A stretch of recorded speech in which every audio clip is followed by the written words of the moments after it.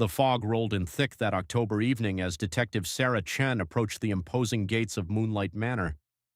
She had driven 2 hours from the city, following nothing more than an anonymous tip and a gut feeling that had never steered her wrong.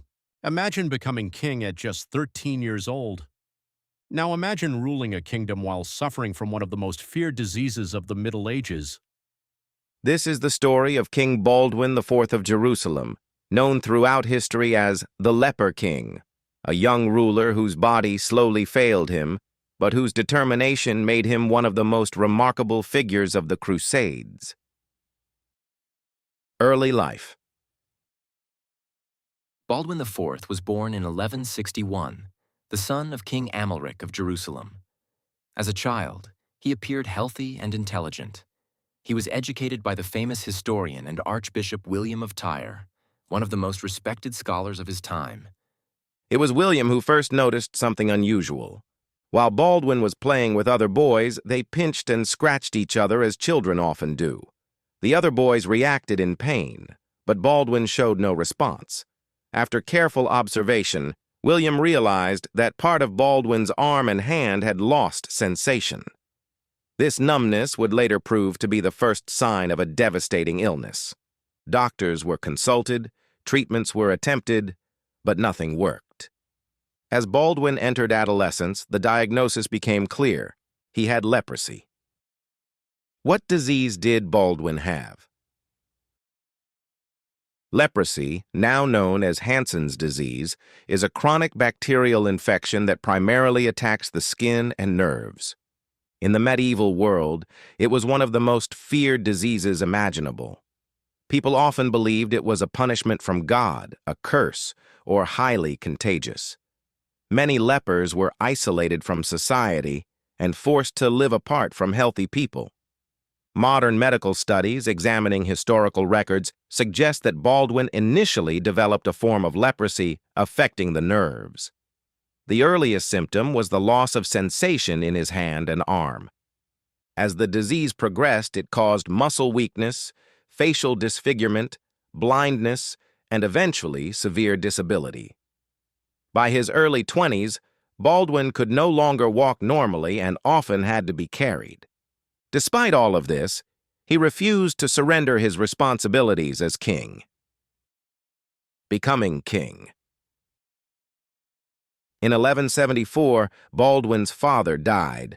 At only 13 years old, Baldwin became king of Jerusalem. The situation could not have been more dangerous. The Crusader kingdom of Jerusalem faced constant threats from neighboring Muslim powers.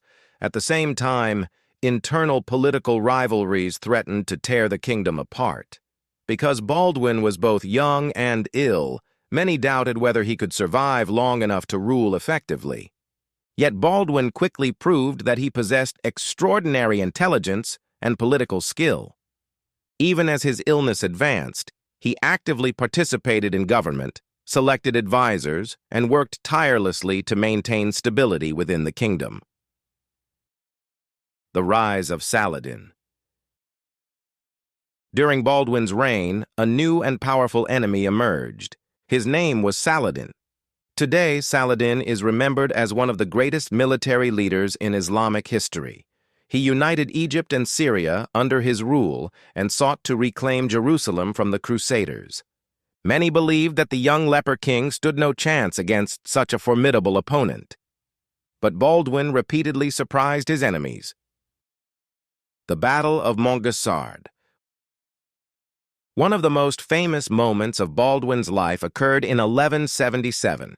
Saladin invaded the kingdom of Jerusalem with a much larger army and expected an easy victory. Baldwin, only 16 years old and already suffering from leprosy, gathered a much smaller force and marched to meet him. Near the town of Montgessard, Baldwin launched a bold attack. Against overwhelming odds, the Crusader army achieved a stunning victory. Saladin's forces were caught off guard and suffered a humiliating defeat. The battle became legendary and established Baldwin as a respected military commander throughout the region. For many contemporaries, it seemed almost miraculous. A teenage king, weakened by a terrible disease, had defeated one of the most powerful generals of the age. Fighting while dying. As the years passed, Baldwin's condition worsened dramatically. His hands became increasingly damaged by nerve loss. His vision deteriorated, his muscles weakened. Eventually, he could no longer ride a horse without assistance, and often had to direct military campaigns from a litter carried by attendants. Yet even as his body failed, his determination remained intact. Historical accounts describe a ruler who continued making decisions, leading armies, and defending his kingdom despite constant pain and disability. His courage earned admiration from both allies and enemies. The succession problem. Baldwin faced another challenge beyond war and disease. Because of his leprosy, he was unable to marry and produce an heir. As his health declined, the question of succession became increasingly urgent. Powerful nobles competed for influence, hoping to control the future of the kingdom after Baldwin's death. The king spent much of his later reign trying to prevent a political crisis by carefully arranging the succession. Eventually, he chose his young nephew, Baldwin V, as his successor and even had him crowned during his own lifetime. This decision was intended to preserve stability after his death. Unfortunately, events would not unfold as he hoped. Death of the Leper King. By 1185, Baldwin's condition had become critical. Nearly blind and severely weakened, he died at approximately 23 or 24 years of age. Historians believe that complications from advanced leprosy, possibly including severe infections, ultimately caused his death. His reign had lasted only 11 years, but during that time he had delayed the ambitions of Saladin and held together a kingdom that many expected to collapse much sooner. After Baldwin's death, political instability increased.